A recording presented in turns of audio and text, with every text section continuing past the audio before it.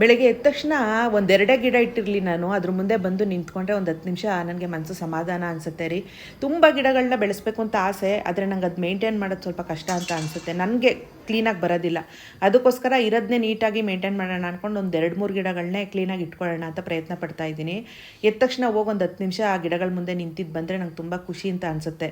ಅದಾದಮೇಲೆ ನನ್ನ ದಿನಚರಿ ಏನಿರುತ್ತೆ ನೋಡಿ, ಕಸ ಗುಡಿಸೋದು, ಪಾತ್ರೆ ತೊಳೆಯೋದು, ಇವೆಲ್ಲ ಮಾಮೂಲಿ ಎಲ್ಲ ಮನೆ ಕೆಲಸನೂ ನಾನೇ ಮಾಡ್ಕೊಳ್ಳೋ ಅಂಥದ್ದು.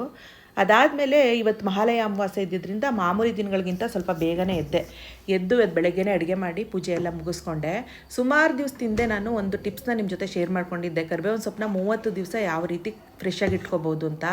ಅವತ್ತಿಟ್ಟಂಥ ಕರಿಬೇವಿನ ಸೊಪ್ಪು ನನಗೆ ಇನ್ನೂ ಒಂದು ವಾರ ಬರುತ್ತೆ, ಫ್ರೆಶ್ ಆಗಿದೆ.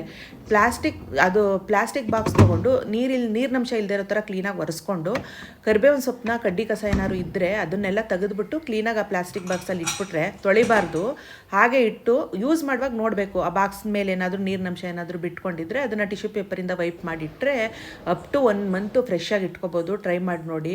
ಪೂಜೆನೂ ಆಗೋಯ್ತು ಬೆಳಗ್ಗೆನೆ. ಇದು ನಮ್ಮ ಮನೆ ಎದುರುಗಡೆ ಇರುವಂಥ ಒಂದು ಚೌಲ್ಟ್ರಿದು ರೂಮ್ಗಳಿವು. ಒಂಥರ ಚೆನ್ನಾಗಿದೆ ವಿನ್ಯಾಸ, ಹಳೆ ಕಾಲದ ಮನೆಗಳ ಥರ, ಕಂಬದ ಮನೆ ಥರ ಕಾಣಿಸುತ್ತೆ.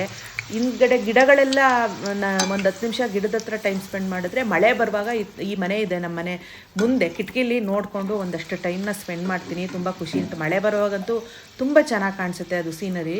ಅದಾದಮೇಲೆ ನಿನ್ನೆ ನಾನು ಚಪಾತಿ ಮತ್ತು ಬ್ರೇಕ್ಫಾಸ್ಟ್ ಮಾಡಿದ್ದೆ. ಅದು ವೀಡಿಯೋನ ಶೇರ್ ಮಾಡ್ಕೊಂಡಿದ್ದೀನಿ. ಅಂದರೆ ರೆಸಿಪಿದಲ್ಲ, ಹಾಗೆ ಮಾತಾಡ್ತಾ ಶೇರ್ ಮಾಡ್ಕೊಂಡಿದ್ದೆ.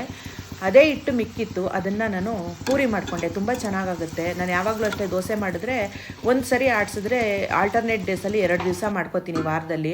ಚಪಾತಿ ಮಾಡಿದ್ರೆ ಒಂದು ದಿವಸ ಚಪಾತಿ ಮಾಡ್ತೀನಿ, ಇನ್ನು ಮಾರನೇ ದಿವಸ ಪೂರಿ ಈ ಥರ ಮಾಡ್ಕೋತೀನಿ.